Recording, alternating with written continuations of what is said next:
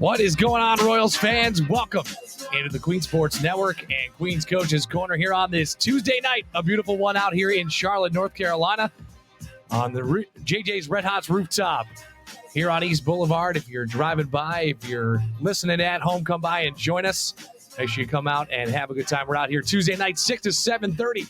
Right here on Podbean and, of course, across Spotify, Amazon Music, Apple Music, and so on and so forth. It's Sycamore Keep the Koozie night here at JJ's. So anyone who swings by, grabs himself a Sycamore beer, gets to keep the koozie. So stop in, grab a beer, have a hot dog, hang out with us on this beautiful night in Charlotte. We got a lot of good stuff to talk about here tonight. Before we dive into an awesome week that was just wrapped up, let's take a look at what we got going on this week in Queens Athletics. Women's soccer will open up ASUN Conference play on Thursday, as it'll be Staff and Faculty Appreciation Night. Make sure you come out there and pack Dixon Field for that one. A tough one against Florida Gulf Coast. We're talking to Coach Knoll about that coming up here in just a moment. Then Alumni Day coming up on Sunday. Always a fun day to have the alumni come back, and especially now that they get to come back here in this first year of Division I play. So it'll be a lot of fun if you get down to Dixon Field, come out and enjoy it, root on the Royals, and, of course, propel them to their first Division I win and, of course, their first ASUN win as well. Men's soccer on the road up at UNC Asheville tonight, so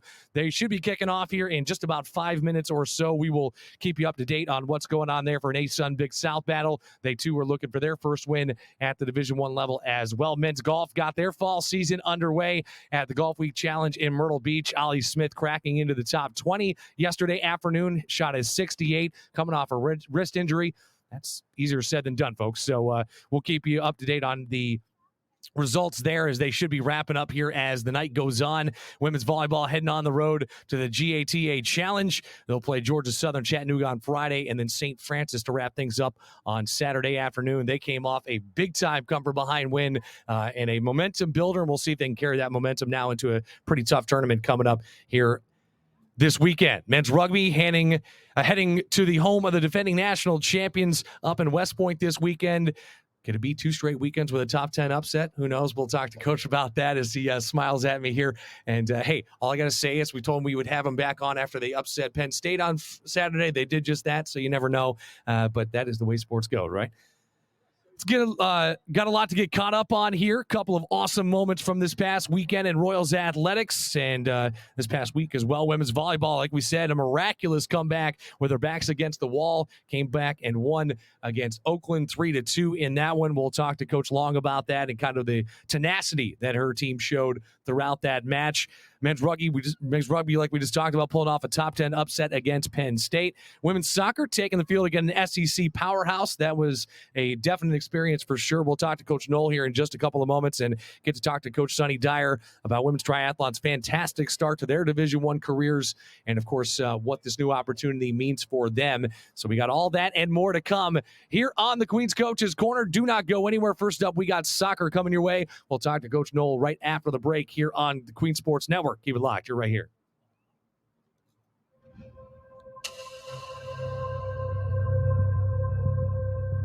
Once royalty carves out its place in history, it becomes an empire. And an empire needs room to grow. People call us an empire. We simply call ourselves Royals. Queens has been committed to excellence in everything we do. Now, we've leveled up. We're faster. We're stronger. We're better than ever. And now, we're ready for a new challenge. Our legacy has expanded. ASUN is now our domain, whether it's away or at home. On the diamond, even when no one is watching. Working, training, coaching. In the moments that define our empire, Royals are Division I. That is right. Royals are Division I indeed, as we come to you live here from the JJ's Red Hot's rooftop in Charlotte. A gorgeous night. Finally get to do this outside as the first time we had to batten down the hatches. Last week we just decided to set up inside because the weather was supposed to come in. Ended up holding off, but Nice to be out here tonight as the weather starts to drop because fall sports in full swing. And we are now joined by head coach of the women's soccer program and Shannon Neely-Knoll. And first off, Coach Knoll, welcome back to the program again. I know we had joked the other day about you working your way through the JJ's Red Hots menu. I'm sure John Luther and JJ's is more than happy with that. No, I enjoyed it. Tonight was the chili coney. Oh, all right. Delicious. There you go. Mixing Highly it up. recommended. Okay. What other hot dogs have you had so far? Oh, last week was the Juliet Jake. Okay. And then, of course, we started off week one. It was the Royal. The Royals. Okay. The Royal Dog. Yeah. Limited time only. So, if you missed out, that's on you. But, Coach, coming off that trip to Knoxville, where despite the final score, that had to be an incredible weekend for this program's history. First off, what was that trip like? How did it feel to be on the field of the program like that? It was wonderful. It was the first time because of injury and different things that we were able to take our entire squad on the road with us for all the times that we've been on the road. We've had to leave a few people behind for various reasons. So it was really fantastic to have the whole group there. And anytime you can take on a team that's in the top 20 of the country, top 10 RPI, all of those different things, it's going to be something different, and it absolutely was. So it's nothing but a benefit for us as we move forward. Well, and you and I talked about this last week. You weren't necessarily expecting to walk in there and upset Tennessee. They were ranked in the top 15 for a reason, usually are up there, again, playing in the SEC, a fantastic team. And, you have a connection with the team as well. We're able to get out there. But, what does this do for this team moving forward, both on and off the field? This had to be a big moment, not just, again, on the field to play with a team like that, but to just have that experience as a team. I imagine that it helped to kind of move ahead that cohesion a little bit.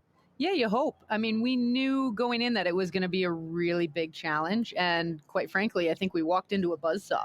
They were absolutely flying. So it was a wonderful thing to see essentially the ups and downs of the game. We had a really strong performance organizationally on the defensive side of things, but really struggled to execute offensively. Okay. And I think we left a lot on the field that we felt wanting on. But we came out after conceding a handful of goals in the first half, and in the second half, gave them a good run and really kind of picked ourselves back up and competed for a good segment of the game when we really could have folded.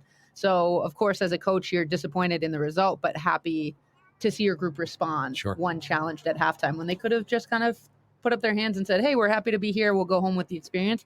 They came back out and took something with it. Well, again, you mentioned, you just talked about it. You go out, surrender those 4 goals in the first half, but in that halftime locker room, what did you say to the team? Because like you said, they came out and responded and really did well on the defensive end. Of course, Erica Turner had another big night in between the pipes, but what did you say to that defensive side of things to say, hey, we need to lock this down and just play a little bit tighter? And how do you feel they responded to you? They responded extremely well, just about as best as you could expect them to or hope them to.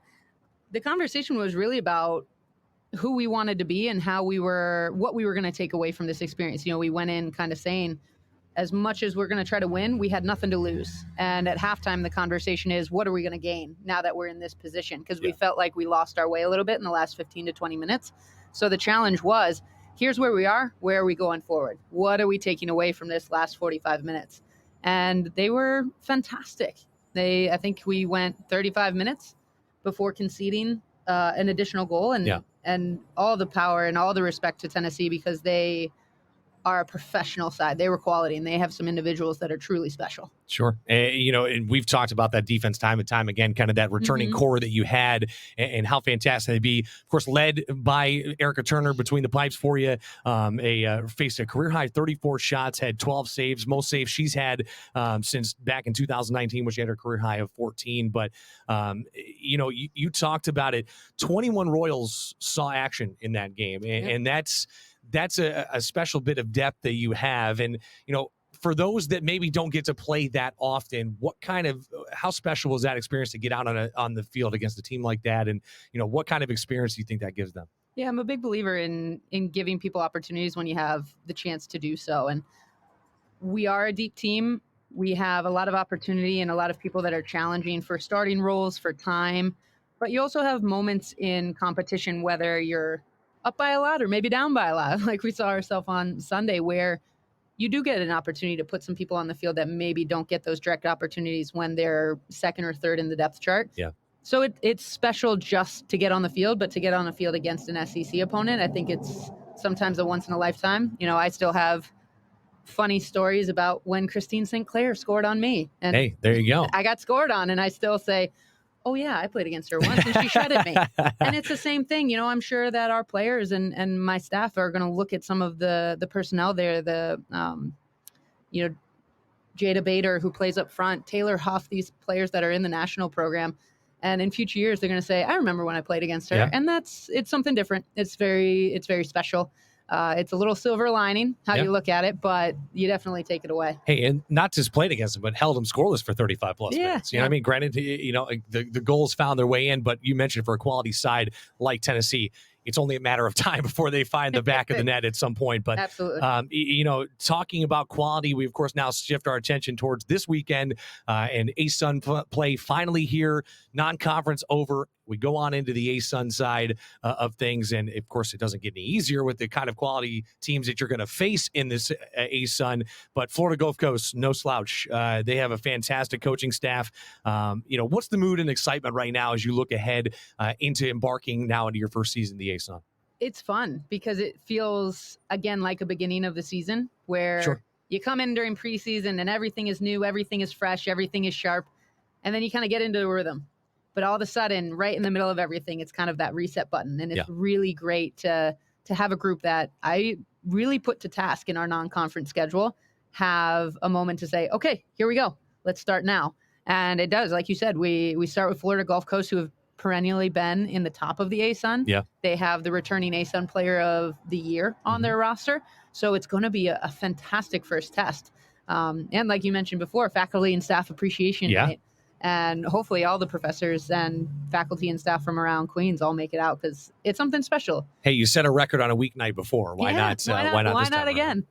Well, Mike Glenn alongside Coach Knoll here on this beautiful Charlotte night at JJ's Red Hots. Come on down, join us. But looking at that matchup, can you talk a little bit about the way that Florida Gulf Coast plays and how do you think your team reacts to that? And more importantly, how do you match up against them? Yeah, it's been one of the interesting things about this transitional season. We are facing everyone that we've played against is somebody that we haven't played against previously. That's fair, yeah. New game plans for everybody. Yeah, and it's always an interesting thing to see the nuance, to see the style of the different coaching staffs and also the different individual players, because we started the summer once the announcement happened, going back and watching last year's film, knowing that when we caught up with them in our scout in the fall that there was going to be changes. And we're seeing that in some of our ASUN opponents, which is wonderful because it just means that everybody is pushing themselves.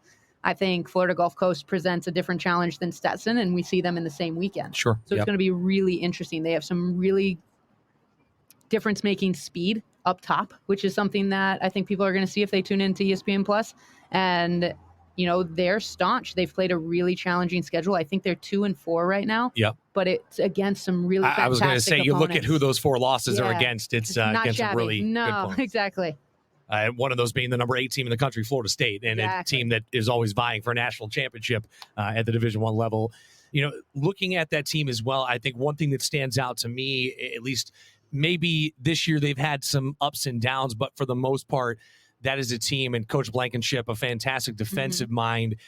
They're a very defensive team, and they have a very strong core of defenders, as do you. But, how do you attack that? You mentioned maybe some struggles in terms of offense so far, but how do you go out and attack that and really battle a good defense? Yeah, this week has been a lot about us. It's been a bit of, okay, these last 2 games that we felt like we lost a little bit of our style point, a little bit of who we are and what we want to build in our style of play, and trying to refocus into that, because not only is it going to help us this weekend, it's going to help us through the rest of the season, because that's how you build upon your own strengths. Yeah. So we lost it a little bit during that first half against Tennessee. We found a bit more of it in the second half, but hopefully we can continue to just push the momentum forward there.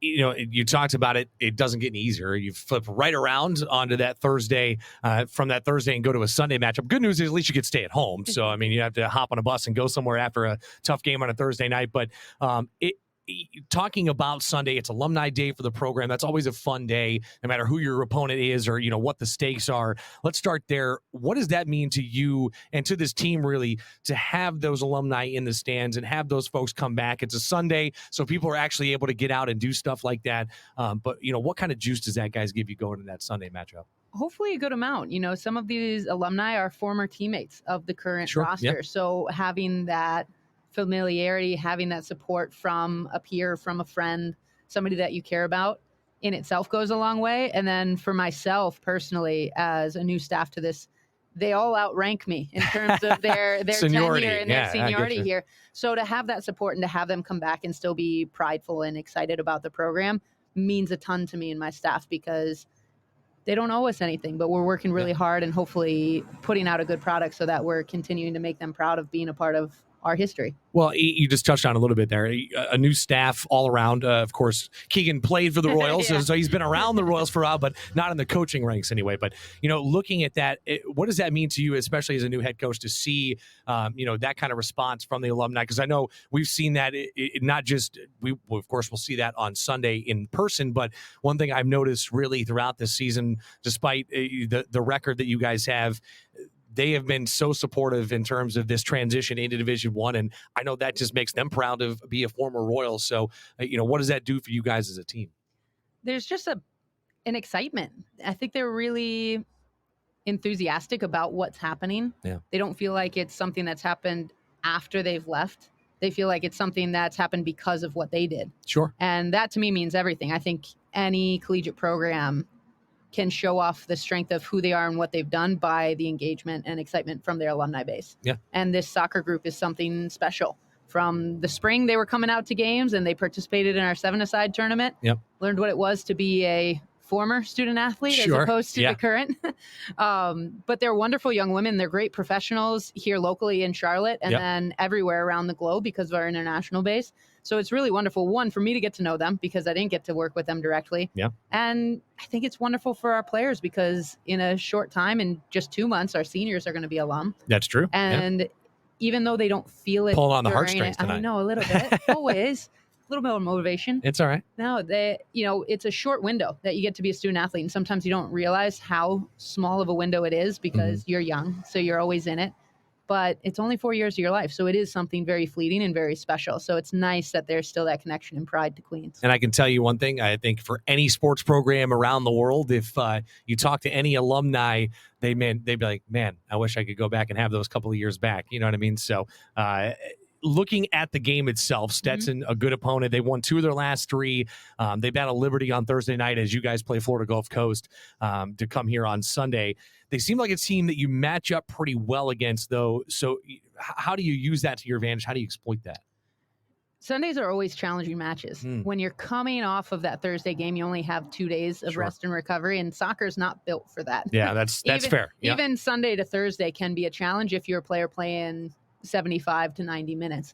So it's always a little bit of a grit fest. Who's going to dig down? Who's going to keep their mental sharpness as you go about the game? Because if you played them on fresh legs, it might look a little bit different. Yeah. So there's a lot to be taken in conference play, gaining points on those Sunday matches, because a lot of times you'll see teams falter. And I think that's one of the areas that will pull a ton of experience from our non-conference play in, because we played some fantastic opponents, but also saw a lot of different adversity. Sure. You look back at the Morehead State game and how chaotic and how difficult that was because of circumstance.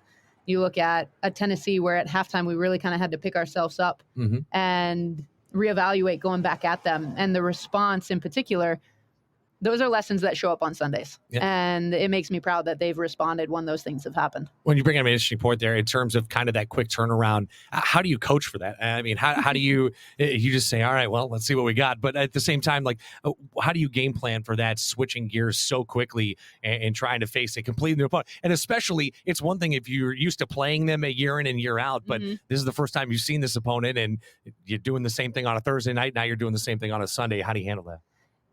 A lot of it is organizational, as very dull as that sounds. It's our staff being really clear in roles and responsibilities so that we're working ahead of games. We're not just getting started with Stetson. As soon as we finish things off with Florida Gulf Coast, we already have an idea. We're already preparing some of the work so that after Florida Gulf Coast, our information and our prep is really clear and organized for our players, because there's only so much you're going to be able to implement in 48 hours. So you have to be really succinct and very efficient in that work. And then I think a big thing is how we go about developing our team from the top end to the bottom end of the roster. because the deeper you can go, the more you can rely on depth, the easier those Sunday matches are. Yeah. There's a reason you generally do see more people take the field on those Sunday matches than you do, because it's a better level of play, but it's also a safer level of play in terms of taking care of the health and responsibility of over fatigue when you have somebody putting in 90 minutes on a Thursday and then trying to turn around to a Sunday. Looking at these two games coming up, now you're into ASUN play. And, we talked about it, the unique opportunity that you have, and really every team has this year in the ASUN, is you get to compete for a conference championship. So these games mean something. It's not something where it's like, this is our first year. It is what it is. We'll take our lumps, but you guys get to compete for something. So there's that little bit of an edge to it as well. Who are you looking for to stand up? And it doesn't necessarily have to single anybody out, but just in terms of, what part of your team are you looking to really step up this weekend? The big conversation that we've been having is within our leadership group. Okay. We're a wonderful group. They've done a fantastic job, our captains, and then the trickle down, because it's never just one person or one small group of people. Yeah. Their commitment to the culture and to their teammates off field has been significant. And you see that in how they care for each other, how they look out for one another. But we can elevate that in our on-field presence. The on-field leadership is something I've really tasked them with, to see if they can bring that up to a different place and have a different presence in terms of their commitment and where we drive the game. We want to get to a place where we're the ones dictating what the game looks like, as opposed to working to keep up or to work within somebody else's style. Yeah, and that's the thing. You got to set it up so you can play within your own style for sure. Well, Coach, I appreciate you joining us. Of course, welcome back to Charlotte after a semi-long road trip, I guess. Not that bad, a one-day back and forth. But, best of luck. We'll be there, of course. We'll have them live on ESPN Plus. Come on if you can't make it out of the game. But if any way, shape, or form you can make it out of the game, please do. On Thursday night, kickoff at 7:05, and then Sunday kickoff 1:05 out at Dixon Field. Make sure you pack it out, and let's set some more records this year. Absolutely. Always want to be part of that, be the first, right? Yes. All right, Coach, I appreciate it. We will switch gears, talk a little men's rugby when we get back. They're coming off a big weekend as well, as they upset number 10 in the country, Penn State. Don't go anywhere. Keep it locked here on the Queen's Coaches Corner right here on the Queen Sports Network.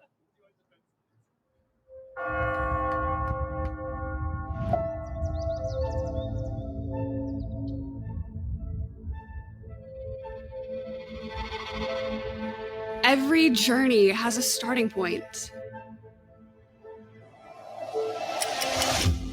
Each student has a moment when talent and passion meet opportunity. At the intersection of challenge and support, self-discovery fuels breakthroughs, and leaders emerge prepared for what's next. I grew up loving music. It possesses this very real, very unique power for connection and healing. And my journey as a music therapist took shape here. I discovered the pool offered a more level playing field and the chance to push my limits.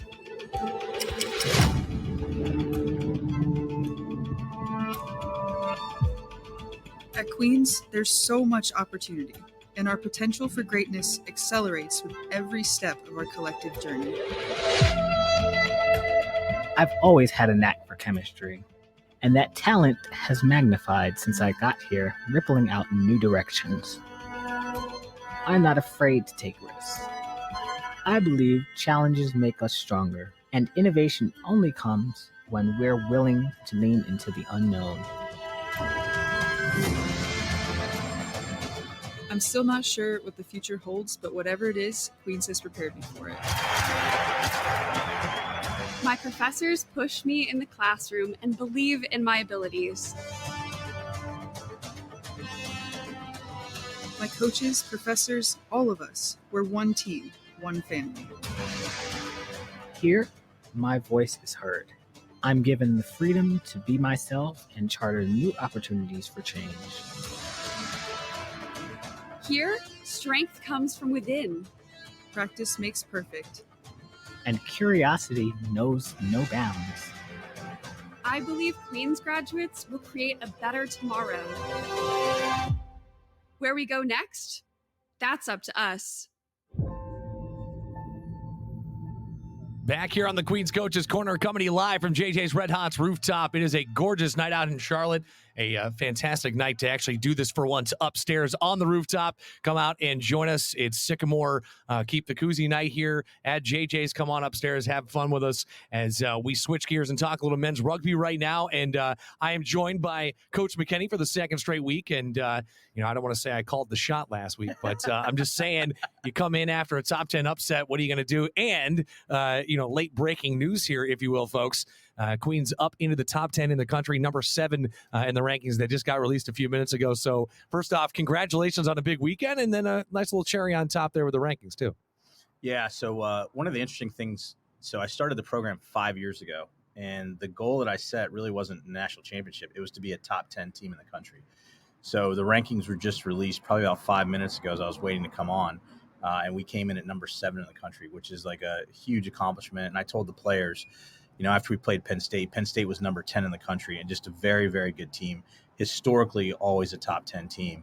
But after that game, I told the players, and I said, there's a good chance we're going to be ranked in the top 10. And that has been my dream, is to be a top 10 team in the country. So, hey, dreams realized. There you go.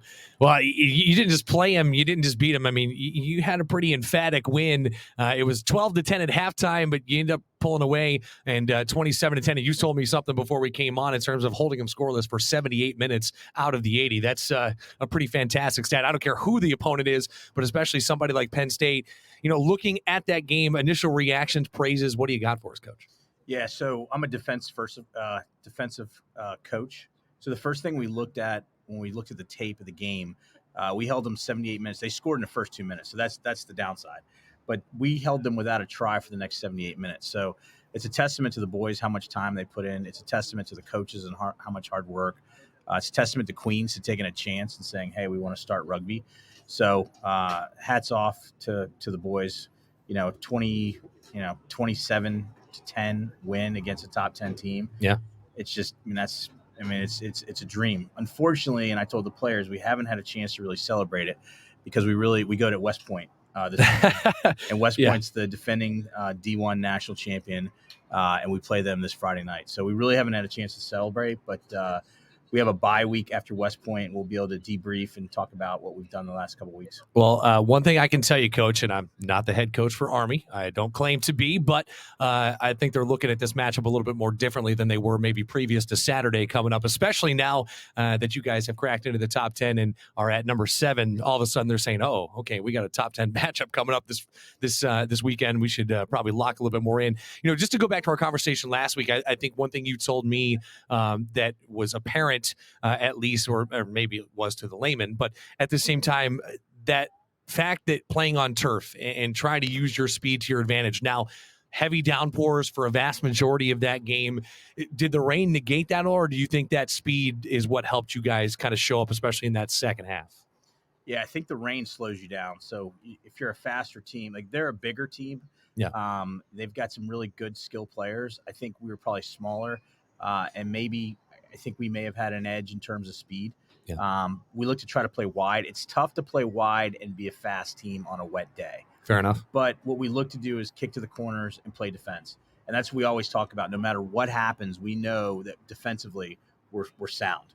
And no matter what happens, if our defense gets broken, we get back, get defense set again, and we just keep coming. So our guys, we talked about it. We just said, hey, let's just play defense and kick. And we did that, and the boys played really well. Well, a bit of a revenge game, if you will, following them in the semis from last year, only by a point, but always something that sticks with, and you get to do it on your own home turf. That's got to be something special for this program. Yeah, so they beat us by 1 point last year. We talked about that last week. When I went to go shake their coach's hand, when you lose, it's kind of tough. But I just told him, I said, you ripped my heart out. And then all of a sudden the smile came back across his face. And then, of course. He's like, oh, okay, yeah, I forgot about that for a second. Yeah, he reached into my chest and pulled my heart out. Like, we lost on the last play by 1 point. And it's just, this is why you coach. This is why you participate in sports. It's to go out and see if you're going to win or lose. Yeah. And it was a long bus ride back.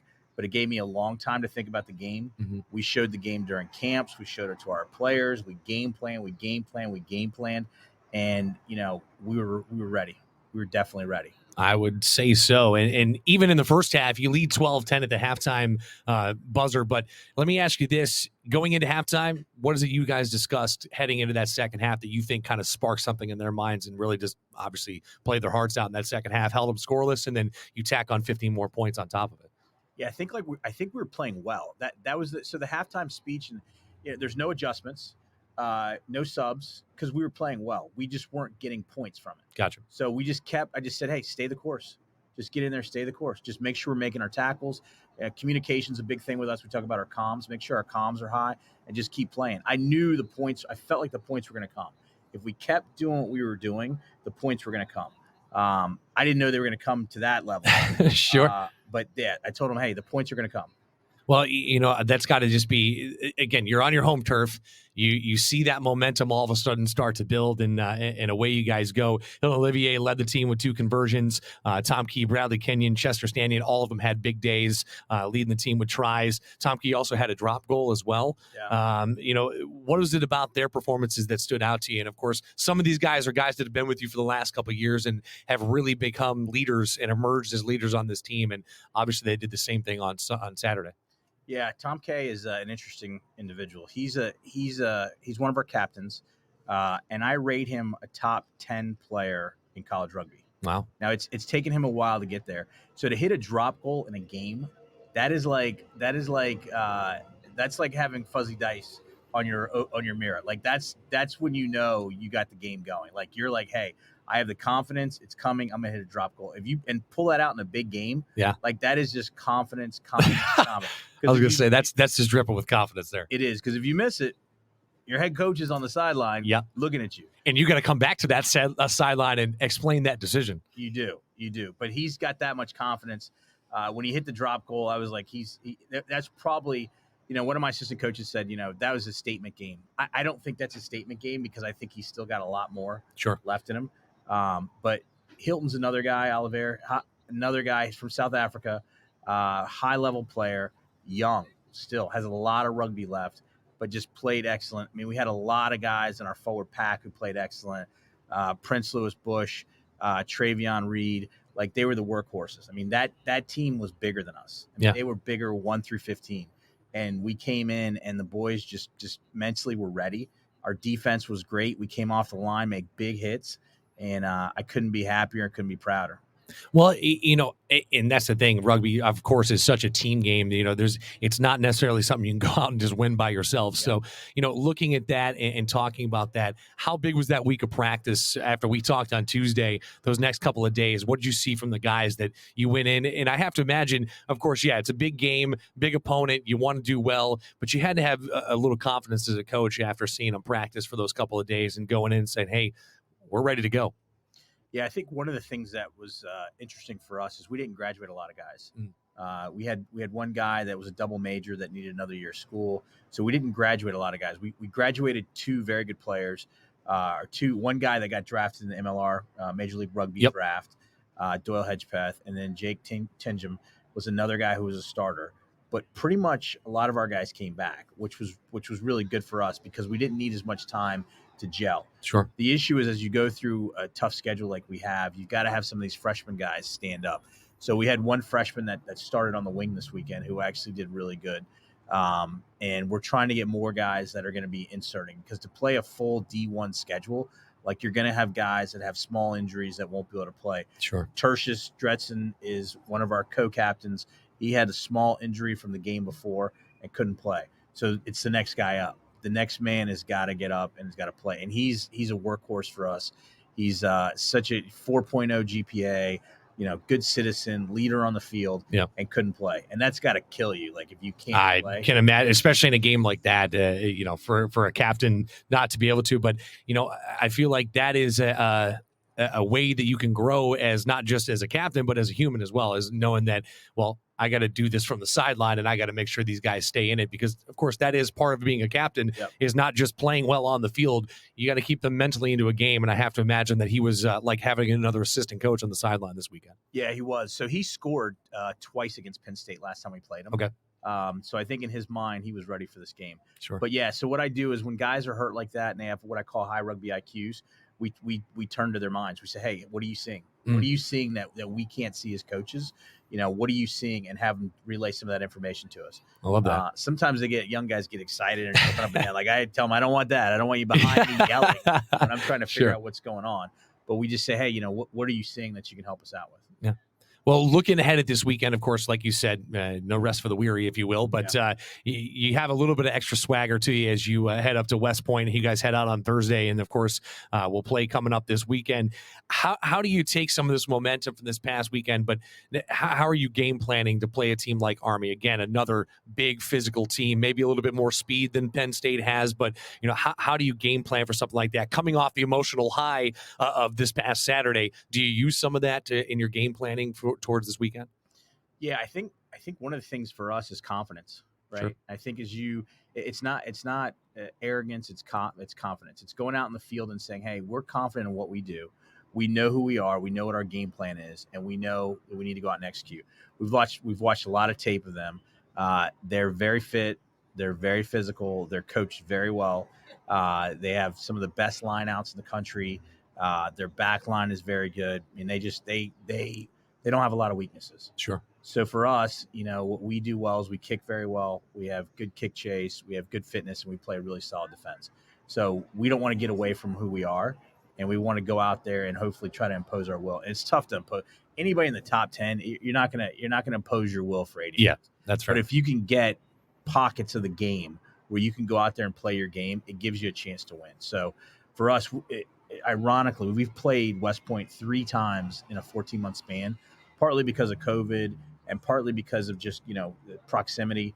And we've lost by about 20 points, which is about 3 tries, on average each time. So this is another opportunity for us to play the best of the best and to see where we stand. Well, looking at this weekend, and of course, in a matchup like this, can you give us a little insight on kind of that conversation that you have with the team going into that game? Of course, a long bus ride to get up to West Point, New York. It's a beautiful facility. You get off the bus, and I'm sure it kind of takes you back a little bit if you've never actually been there. Some of these guys, this will be the first time. Some of these guys, they're coming back, and so even then, looking at it, how do you handle that type of situation in terms of just walking onto that type of field? So last time we pulled up, all the players pulled their phones out and started filming the facility. So that's a problem already. Because all of a sudden they're like, But now, since we've been there and we've played them 3 times, and we kind of know their style, we kind of know what to look for, I don't think we're going to have that awe anymore. I think it's going to be like, okay, we put our pants on like they do. We put our shoes on like they do. We're going to go out there and play. So the goal for us, it's interesting as a school transitions to Division I. Like we've been prepping for this. Yeah. Like we've been playing top D1 teams because our goal was to win another national championship. Yeah. And to go from D2 to D1, I knew in my mind we had to play these top level teams to be able to compete. So we've played Army at Army. We've played Navy at Navy. We played Life at Life. We played Penn State up at Penn State. So we've been preparing for these moments. Yeah. So this isn't a moment for us to go, oh my gosh, we're nervous, or oh my gosh, what's going to happen? We know what's going to come out of the tunnel. Sure. So what we've got to do is make sure that we get out there and that we play the best of our ability. And if we do that, we'll see where the chips lie. See where what's the saying? See where the chips fall? Yeah, see where the chips fall. Yes. Yeah, I got you. Well, hey, Coach, again, you guys should have all the confidence in the world heading up there. A fantastic weekend. Congratulations, not just on the win, but again, breaking into that top 10 and continuing to try to achieve those goals that you set forth a long time ago since taking over this program. So 5 years in the making. Yeah, I should say taking over this program, creating this program and building it to what it is. And like you said, you made an interesting point there. This is in retrospect, in terms of playing these teams, this is nothing new. This is something that you've been cultivating for a while, and now it's time to try to bring that to fruition. Yeah, it's interesting. You said to me last week, you're like, "Hey, I'm going to have you on, when you guys win." And I, when you said that, my brain couldn't get my arms around it because it's like we're playing such a good team. Yeah. But now the reality is we're past that week. Now we're on to the next week. It's like, okay, new mountain to climb. We climbed one mountain. Now it's the next mountain to climb. See, that's what I love about being a broadcaster is I can make those hot takes and make those things. And it's, doesn't affect me in any way. And, no, not to put any pressure on anybody, but at the same time, hey, obviously the guys responded to what you were telling them. And again, it's just nice to see them go out there and gain that confidence because you've been trying to instill that in them, whether it's guys that just showed up on campus or guys that have been here for a couple of years. You've been trying to instill that in them. And again, you have told them, we can be one of the best teams in this country. And, well, now here you stand. So best of luck this weekend, Coach, and I appreciate you joining us here tonight. Mike, thanks for having me on. I really enjoyed it. Yeah, man, absolutely. Yeah. All right, we're going to take a break. When we get back, we'll sit down with Coach Sonny Dyer of our triathlon program as they're coming off a last weekend, that is, or I should say the weekend prior. But we'll talk to Coach Dyer about that and kind of what they have in store coming up here for the rest of the season. Do not go anywhere. You're locked here on the Queen's Coaches Corner, coming to you live from JJ's Red Hots. We are back right after this.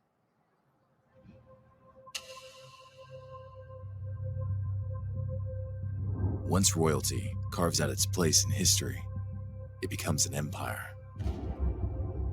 And an empire needs room to grow. People call us an empire.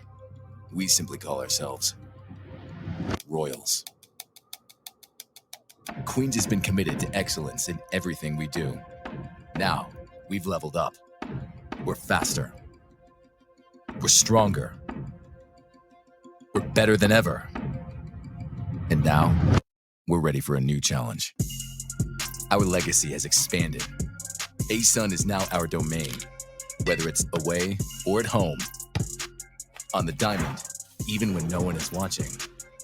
Working, training, coaching. In the moments that define our empire, Royals are Division I.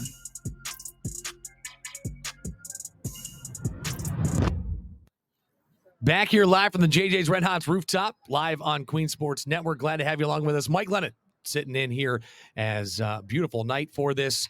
Finally able to be outside for one of these, which is always nice. And I'm joined now by a new guest to the show, but a guy that's name has been synonymous with success in the triathlon world for quite some time, not just collegially, but in the professional aspect as well. And that, of course, is head coach of the program, Sonny Dyer. And Coach Dyer, first off, thanks for carving some time out and having a conversation with us. Absolutely. Thank you very much. Glad to be here. Well, before we dive into your opening week, I'd love to get your thoughts on these last couple of seasons. Now, of course, making this transition in the women's triathlon program, competing for NCAAs, of course, men's triathlon not there yet in terms of the way that is still a club. But, last year resulted in another national championship for this program. Just first and foremost, what is it about this program and the athletes that you brought in that you feel like has just brought so much success? I think more than anything, it is the culture. We were one of the first 3 teams to be one of USA Triathlon's grant-funded teams in the emerging sport process. Now we're up to 41 institutions. University of Arizona just announced they're going to add a program, so they'll be our 3rd Power 5 school. Yeah, that's a hot place. Yeah, exactly. Hot place to race. Yeah, exactly. And so we've kind of, just like what Frank was talking about, we set it as a goal from day one to be one of the top programs in the country. And it's just, team triathlon is a little bit different than individual triathlon. Yeah. You got to get everybody on the same page because it scores much like cross country. And with the draft legal aspect of that, teaching people, particularly freshmen, particularly when they're from different countries and have been competing against one another for a long time, getting them on the same page that, okay, from September, October, November, you're all on the same team. Sure. Yeah. We're working together and we got to move the train forward. We can't leave anybody behind. Well, you bring up an interesting point, and I know overseas especially, and maybe it's the same here in the U.S., but a lot of these athletes have been able to compete, some at the professional level since the age of 13, 14 years old. So, what does that do in terms of course, it helps them with the idea of that competition aspect, but how do you rein that in and try to get them switched to the college aspect of things? Yeah, it's a good case in point. I mean, we're the only NCAA program that has produced an Olympic triathlete. We're the only program as of this past weekend that has had 2 top 10 World Cup finishes. Wow. Teresa Zmavinova just finished 10th of the World Cup in Karlovy Vary, Czech Republic. So, I mean, when those 2 very talented individuals are on the same team, getting them to work together as teammates, Sure. when they've been competing against one another for a long time is a different animal. Then with the recruiting class that we brought in this year, 8 freshmen coming in at the same time, it's kind of deja vu all over again. Yeah. So. Well, you've been around this sport for a long time. You've made some stops in pretty incredible places. What is it about this sport that just sticks out to you and that you just love and of course, has created that passion now that you get to watch people develop underneath your tutelage? Yeah, it's a grind. I mean, triathletes are not born, they're made. And I mean, they're right up against the limits of training and human performance. Sure. From an endurance standpoint and from just a mindset standpoint. I joke around to our sports med staff and our sports performance staff all the time that I'm the last coach at Queens that has to push athletes. Fair enough. More often than not, my job as a coach is to pull them back, keep them from racing one another every single day. Yeah.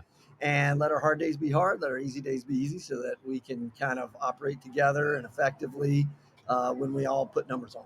And I know you still compete on your own side of things, but what is it about the coaching side of things that you love so much and that has really just kind of kept you in this role for quite some time now? Yeah, I think more than anything, it is, the swim, bike, run development of it is always nice, but seeing them develop together as a team. We have a saying that, the rings and the banners are nice, but what they will remember 10 years from now is one another. Fair enough. And, if you've ever been in our cycling studio, you can see all the pictures on the walls from the teams that came before them that won national championships. We've got 10 national championships between 6 NCAA titles and 4 collegiate club titles. Yeah. And I always said, I want more pictures on the walls than banners. Yeah, absolutely. I want them always to remember one another, even more so than, the championships. I remember when I first got here, I kept watching people walk into this room with bikes, and I was sitting there going, what is that? Yeah. And then finally I got to actually see inside of there. I was like, oh, okay, now I know where they're going. Out soaking wet if we've done our job. Yeah, right. Exactly. They come out and you're like, man, I don't know what's going on in that room. But at the same time, can you talk a little bit about, you mentioned a little bit about that training regimen these athletes go through and how intense it is. How does that, of course, I understand how that would prepare them for competition, but how do they put their bodies through that? And I have to imagine it's a lot of mental game with all this as well. Yeah, exactly. I mean, we're 7 of my girls on the NCAA squad are also running cross country. Mm-hmm. So they're doing cross country workouts. And in addition to that, I say we were talking to Coach Krolik about that last week. Yeah. And then we're also, they're swimming 6 times a week. We're riding 4 times a week. We rode last Saturday, 100K, which is 62 miles. So on any given day, man. And when it's pouring down rain and, we're in the studio for 3 hours on an indoor trainer. I mean, it's so that there's different. There's a mental aspect. Triathletes aren't always up there. Yeah, I get you. Well, it's funny, and I make this joke all the time, especially when it comes to your sport. And I read these things about your sport and what these folks go through, and I get tired reading it. Yeah. So I can't even imagine the mental tiredness that happens for these athletes. But at the same time, this is why they train. This is why they train as hard as they do, and especially those that kind of double dip, if you will, now with the cross country side of things. And you had a great opening weekend, fantastic emergence into the Division I ranks on the women's side of things. Letizia Martinelli with a first place finish in the ETSU. Now, will you settle this for me? Is it a aquathlon or a aquathlon? How do you say it? Aquathlon. Aquathon. Yeah, aquathlon. I'm going to leave that up to you. Yeah. So at ETSU, we'll stick with that. But Martinelli, first place finish there. But can you talk about these young ladies and kind of what you've seen? You have, like you said, you got some newcomers, you got some folks that are coming back, but they have trained very, very hard, and now here they are into their first year of Division I competition. You got to be proud of what you saw. Very proud, very excited, because essentially what happened was, Letizia wins the race. Second and third were Kira Ribbing from South Africa, and Veronica, I can't say her last name, Zinska from Poland. Sure. They were the top 3. And then 3 freshmen beat 3 of our captains. Wow. It's like, if anybody's paying attention nationally and they see that, we have 3 really top new kids that have come in and just really worked hard.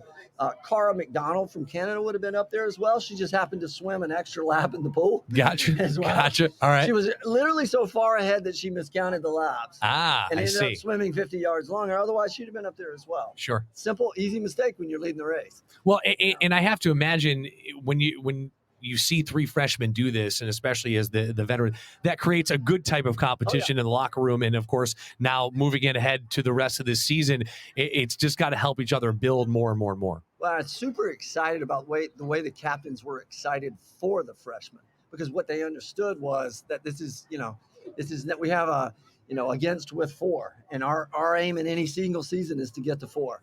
And what they understand when they see that kind of young talent emerge, here in the first 2 weeks of their college experience, is they understand what the team can be over even what they can individually do. So, there will be people that will win. There'll be a different person that wins a different race based off of the course or the dynamics of the race or this, that, and the other.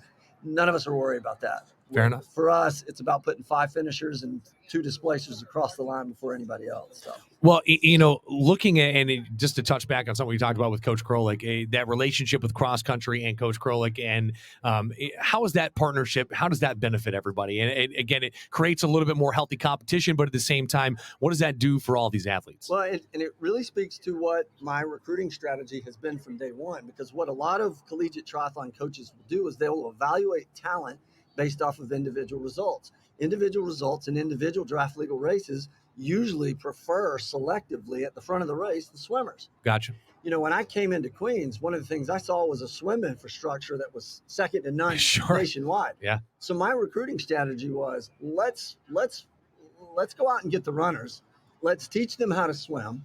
They may not ever be the Pac-1 top runners, but if we can get them on the bike together, they can negate that swim margin and then be at the front of the race to turn it into 5K.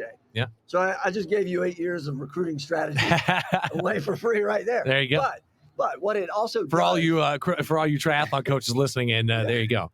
But what it does is it really is a run-focused program. I mean, when one of our kids last year, Fatima Alanis, comes in the 1750s, and she leaves our program at 1604 and the 12th ranked Division I runner in the country. That speaks a lot to what even we're doing on the run development side of things as well.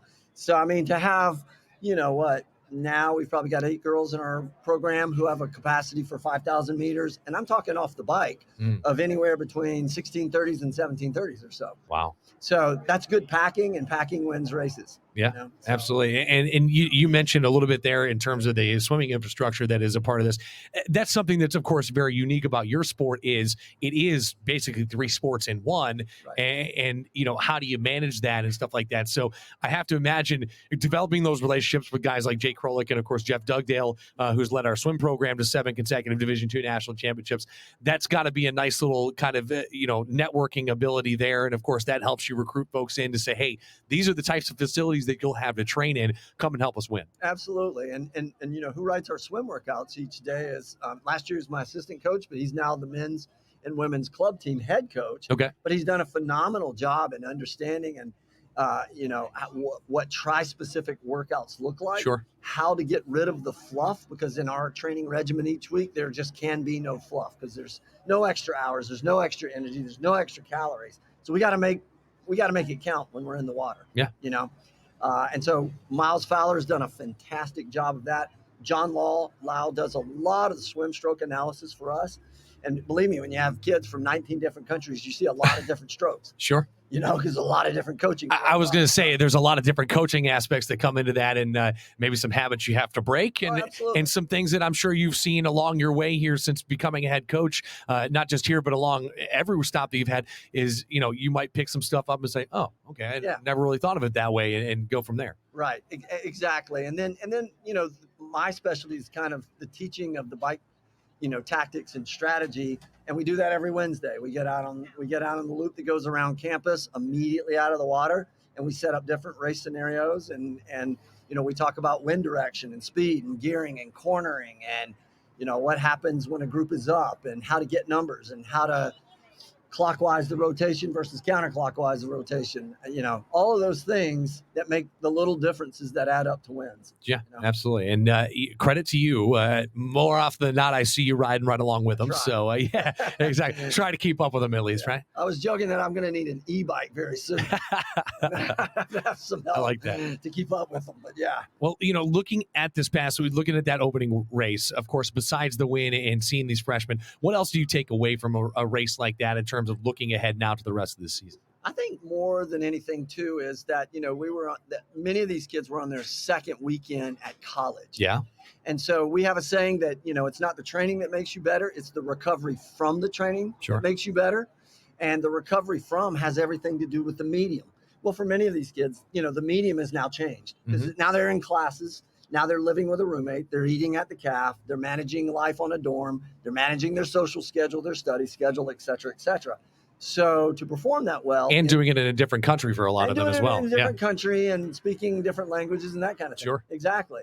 So to be able to do that in week 2, it shows a really high level of adaptability, Yeah. And, the greatest ability is flexibility, because anything can go on, in a 1 hour race. Yeah. You know what I mean? So Absolutely. there are no timeouts in triathlon. Yeah. So. I was going to say, you can't just call a quick timeout and say, yeah, we'll get back to it here in a minute. But, Exactly. That's exactly right. Looking at, we just talked about it coming before we came on air. You guys have a race coming up in Lake Norman, but of course, you added one this weekend. Right. What does that do for you guys in terms of, is that more of a tune-up type thing in terms of looking ahead to that Lake Norman race? And then shortly thereafter, less than a month after that, you guys are on to the NCAAs. Yeah, well, the situation in NCAA varsity triathlon is that we're getting so many schools that are entering it now that ultimately what's going to happen is that qualification for nationals and the national championships can be done on a heats and finals format. Okay. So you're going to have to race either on back-to-back days or two times in a single day. Wow. And so what this weekend does is it allows us the opportunity to start learning the intricacies of the heats and finals format. Especially on a somewhat tight turnaround in terms of, you don't have a month between races to prepare. You have a week or two, or like you said, sometimes you'll have a day or possibly a couple of hours. So. Right. And then Lake Norman will be a good, tough, hilly course that we'll just kind of train through. And then October 15th is the East Regional qualifier. And then on from there, it'll be Tempe, Arizona on November the 12th. So. Well, at least they keep you in a cool place for the NCAA championship, Right. That's for sure. But, looking ahead, what are the differences in that race coming up at Lake Norman, especially? And you mentioned the hilly course. And how do you see this team adapting to stuff like that? That one's got a little bit longer bike leg. Normally we're at 20K, which is 12.2 miles. This one's got a 16-mile ride. So a little bit more time to pack up and get together and get their rotations right in their groups. Sure. So I like it because it's a learning opportunity for them to spend more time figuring out one another and who they're going to swim with and what group that was going to be, and develops a little bit more race IQ. Like that. So. Yeah. Well, Coach, I appreciate you carving out some time coming and talk to us. Best of luck, of course, this weekend, then looking ahead to that, and then on into the NCAAs. We'll have you back on as we approach that time. But a great start to the season, and of course, best of luck throughout the rest. Thank you. Appreciate it. Absolutely. All right. For Coach Dyer, Mike Lennon, we'll take a break here, coming back as we talk a little women's volleyball, coming off a big-time win this past weekend on a come-from-behind basis, and we'll talk more about that with Coach Long right after this here on the Queen Sports Network. Don't go anywhere.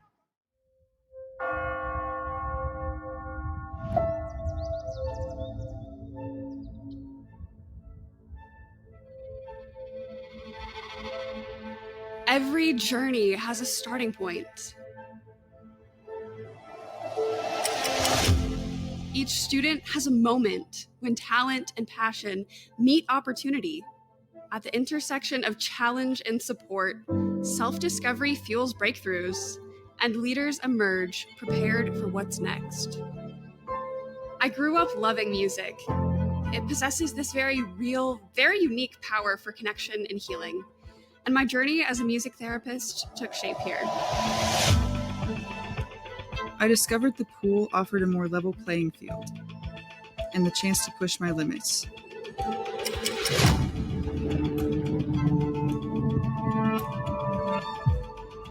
At Queens, there's so much opportunity, and our potential for greatness accelerates with every step of our collective journey. I've always had a knack for chemistry, and that talent has magnified since I got here, rippling out in new directions. I'm not afraid to take risks. I believe challenges make us stronger, and innovation only comes when we're willing to lean into the unknown. I'm still not sure what the future holds, but whatever it is, Queens has prepared me for it. My professors push me in the classroom and believe in my abilities. My coaches, professors, all of us, we're one team, one family. Here, my voice is heard. I'm given the freedom to be myself and charter new opportunities for change. Here, strength comes from within. Practice makes perfect. And curiosity knows no bounds. I believe Queens graduates will create a better tomorrow. Where we go next? That's up to us.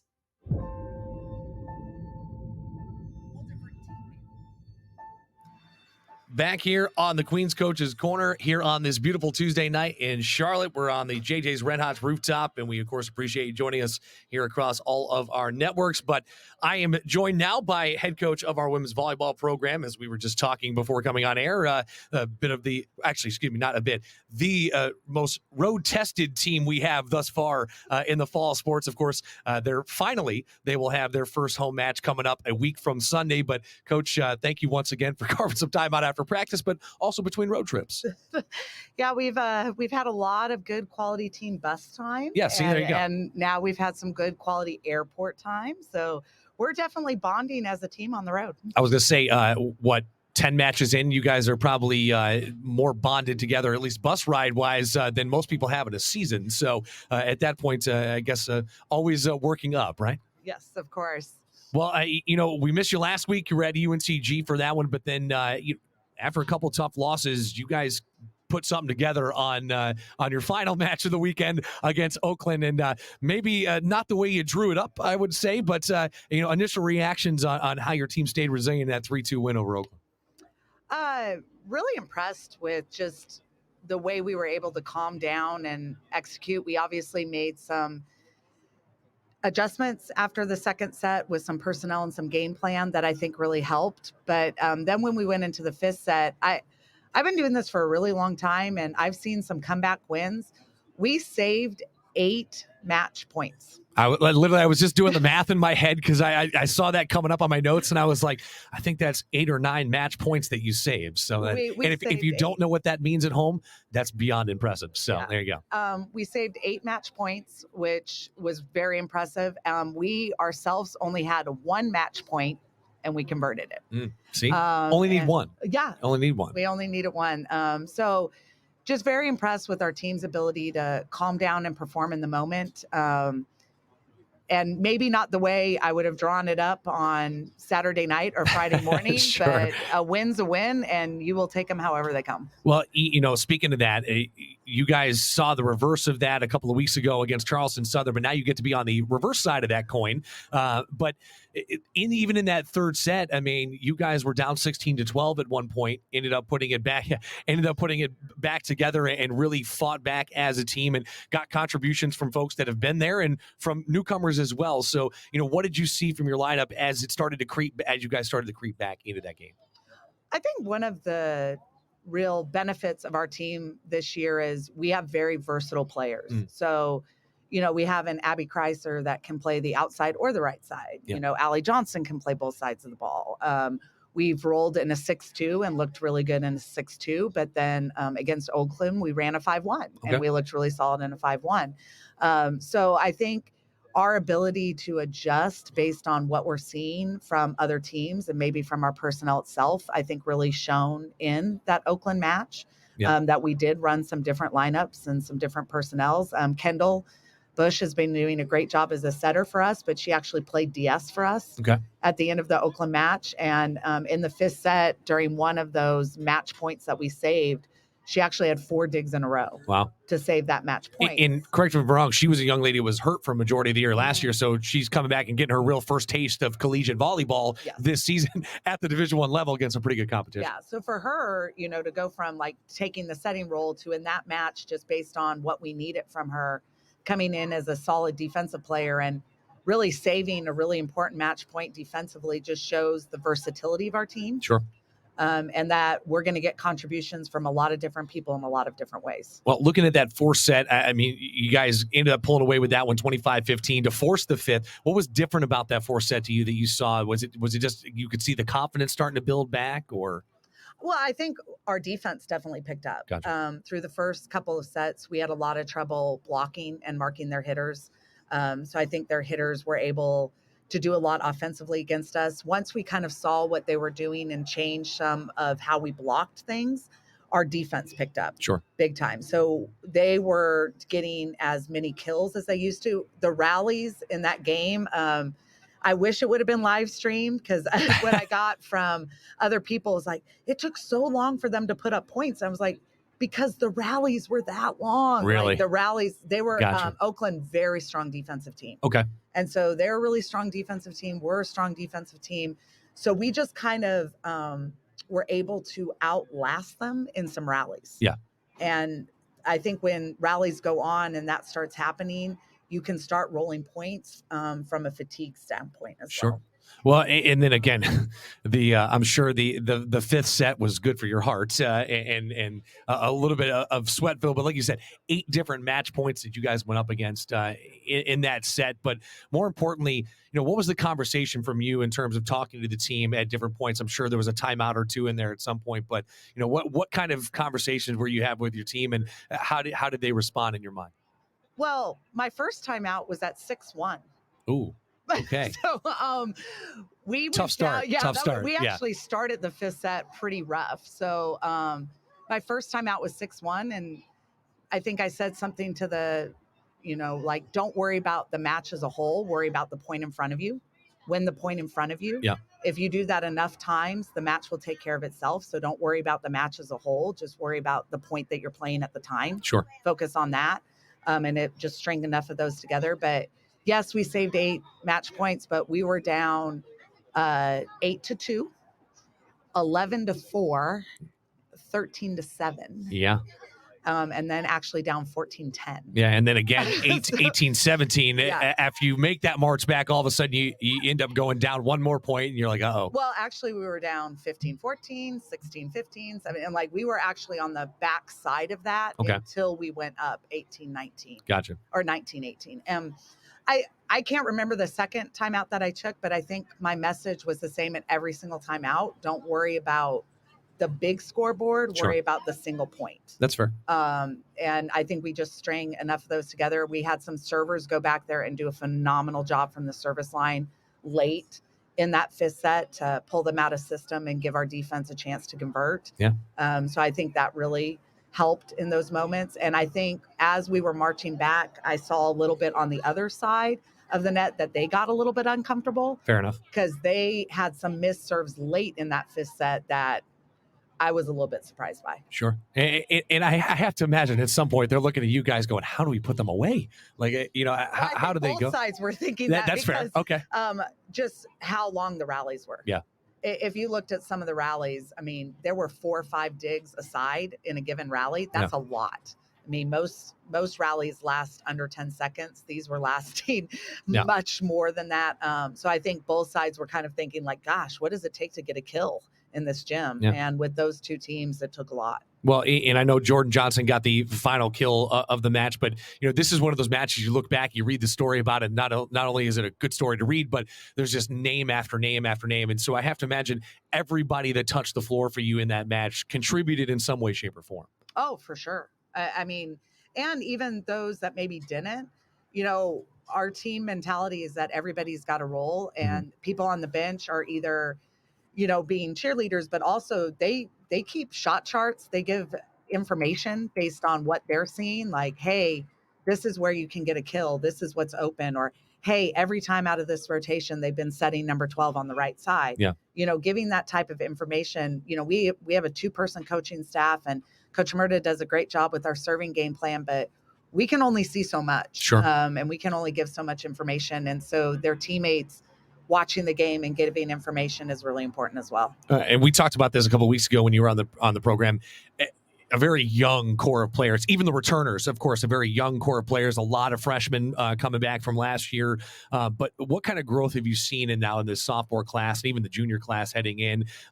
Just a couple seniors to lead the way, but what kind of growth have you seen them now at this new level? Well, I think we're growing a lot in like our game IQ. Okay. Just with what's coming out of, that's what we've been working on this week a lot, is like what you're responsible for defensively, where you should look, where your eyes should go to make decisions based on what you should do next. Sure. I think a lot of coming out of high school into the college level, a lot of high school players are what I call on autopilot. They just do what they're told to do. They don't really know why they're doing it. That's fair. They're just, like, oh, I'm supposed to go here. So then they just go there automatically without knowing why they're doing that. And at this level, with the complexity of the offenses that you see and the speed of the game, you can't be on autopilot. Fair enough. You really have to, we call it eye sequencing. Like, you've got to watch things in a certain order and know what to do based on what you see. And that's a lot of what we're working on and a lot of the growth that I've seen in our team. Well, looking at this team and now, of course, moving into another weekend, you guys have played a lot of tournaments so far. And, what is that, not just, of course, experience-wise, but what does that do for you guys now that you turn your sights as ASUN play finally approaching? And the ASUN, of course, a fantastic volleyball conference. What do you learn, and how do you use what you've learned from all these early season tournaments, I should say, looking ahead now? Well, that's kind of the Division I model, is that the first 4 weekends are tournaments. And that you get a lot of non-conference play in before you go into conference. And the great thing about it is we've gotten to see a variety of types of teams. We've seen like a Charleston Southern who runs what I call a zero tempo offense. Like, it's super fast, or you've got like a Memphis who's got a right side that attacks front row, back row. They use her at will. They've got a really tall middle that they got involved in the offense. They're kind of a middle first offense, and then we've got other teams that they're very pin heavy. Southern Miss has a great outside hitter, front row, back row. She's got a heavy topspin serve. And when you get to see that variety of types of players and types of games and having to switch and respond to it, then when you go into league play, there's obviously going to be a variety of what you see. Yeah. And so having gotten a little piece of everything, now instead of 3 matches and having to prep for 3 matches, we can break down and go, oh, this is kind of like, this team that we saw that loved to run the slide. This team loved to run the slide. Well, this team loves to run the slide too. We've seen this before.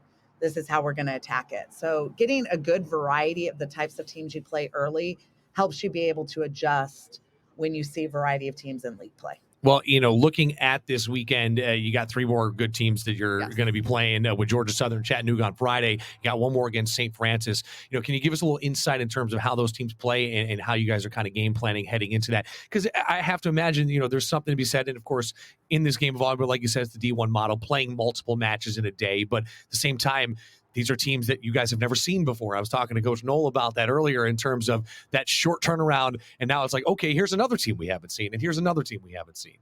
Well,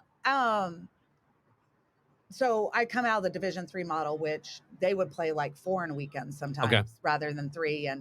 And tournament play in volleyball is pretty standard across divisions. And early on in my career, I asked a mentor of mine, well, how would you do that? Like, how would you prepare for multiple matches in a weekend and obviously big variety of play? And they told me you have to go about it one of 2 ways. You can either prepare for what you think is the toughest opponent, and then hope you're talented enough to go past the other 2. Fair enough. Or you have to generally prep for everybody and then just give your team little keys before each game. Gotcha. So with us being new to this, and I really can't judge who's going to be the best at the weekend or not. I think we've kind of gone the general prep route that we're going to generally prep for a lot of different things and then give you the nuances before we play. I'll be very honest, time-wise, I've really only watched Georgia Southern. At this point, I've only watched the first one that we have, which is Georgia Southern, on film. I'll get to the other 2 in the next couple days before we head out. But in our general preparedness, they've got really strong hitters. They like to run a fast-paced offense. They run a 5-1, which we've had trouble in the past with a front row setter when the middle is really active. And so we're definitely going to keep keen on that defensively. Like, when you have a front row active setter and the middle is really active as well, how to mark that as blockers. But, I think we're just generally preparing and trying to get a little bit better on our side of the net every day. Sure. And hope that we're talented enough to get past those maybe game plan deficiencies. Well, and I know this probably goes without saying, but, looking, I don't want to look past this weekend, but looking at a week from Sunday, you get to open up your home schedule, finally, on September the 25th, nonetheless. But, what is it, how excited are you guys to be able to actually come home and play in front of a home crowd for once and just more or less wake up in your your own beds to go out and play some volleyball. I think we'll be excited about that when it comes. That's fair. Yeah. But, so Long road trip ahead before that. Yeah. Well, actually, for our purposes, bus wise, this is a little bit of a shorter one. There And you then we head to Liberty, which isn't, they're our travel partner. So it's a little bit of a shorter one as well. I think right now we're really just excited about the match that we just played and excited for opportunities this weekend. I don't know if we as a team have even looked past this weekend. That's fair. Well, and I feel like that's probably a good thing to do is not look by a couple of opponents. Yeah. I'm sure that the thought of it is like, oh yeah, that's going to be nice, but we still got a lot more to do between now and then. Yes, that's it. And I don't know if we've even wrapped our heads around the fact that, oh my gosh, we can't play at home. Like, you're actually allowed to be inside Curry Arena. Yeah. And, oh gosh, what does the gym look like when it's set up for a game and not just for practice? I was saying, it's not just a practice gym. It's an actual game time gym. So. Yeah. Well, Coach, I appreciate you joining us here tonight. And of course, I'm sure that it's nice to at least be home throughout the general part of the week before you get back onto a bus, no matter how short the ride is. But at the same time, thank you so much for joining us. Best of luck coming up this weekend. And of course, we're excited a week from Sunday, to have you on ESPN Plus, and of course at home finally for the first time. And I know there's a huge effort to pack that gym for you on that Sunday afternoon. So congratulations on an early start to the season. All right. Thanks so much. No problem. All right. We'll take one more break. We'll get you updated on some men's soccer when we get back, as they got a 2-0 lead. They're closing in on their first Division I win. We will talk more about that on the other side of the break. I'm Mike Glennon. You're on Queen's Coach's Corner. Come back and join me.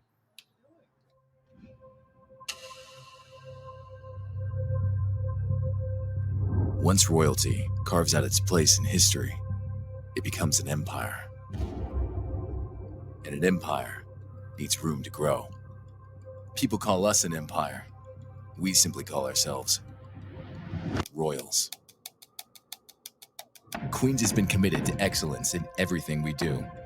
Now, we've leveled up. We're faster. We're stronger. We're better than ever. And now, we're ready for a new challenge. Our legacy has expanded. ASUN is now our domain, whether it's away or at home. On the diamond, even when no one is watching. Working, training, coaching. In the moments that define our empire, Royals are Division I.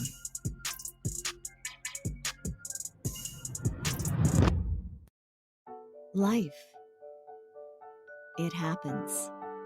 And sometimes, all you can focus on is the pain. At Ortho Carolina, we want to restore you to a life without the pain. A life where the activities you pursue are no longer hindered. A life where you can freely enjoy, love, and participate in the lives of the people closest to you. Ortho Carolina, you improved.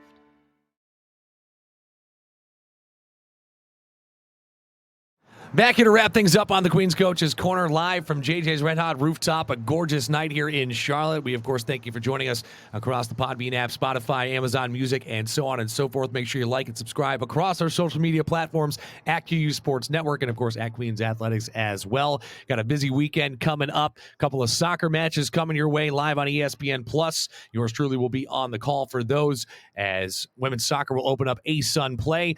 Just an update, 2-0 for men's soccer as they are closing in on their first Division I win. And, of course, a good club indeed that Coach Carias has this year. They've ran into a couple of really good teams so far, but they are definitely imposing their will. 2-0 at halftime and about 30 minutes left in that game. Of course, anything can happen, but that being said, a team that is using that Gardner-Webb match as a bit of a chip on their shoulder, and best of luck to Coach Carias, a guy that if anybody deserves one, definitely him with how much time and effort he has put into this program.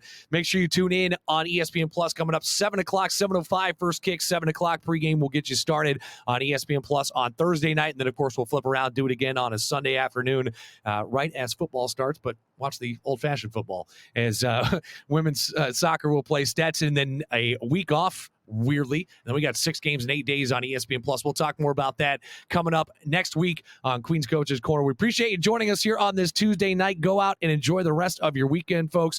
Come back and join us on ESPN Plus coming up on Thursday and Sunday. I'm Mike Glennon. Go out and enjoy the rest of your night. And as always, go Royals.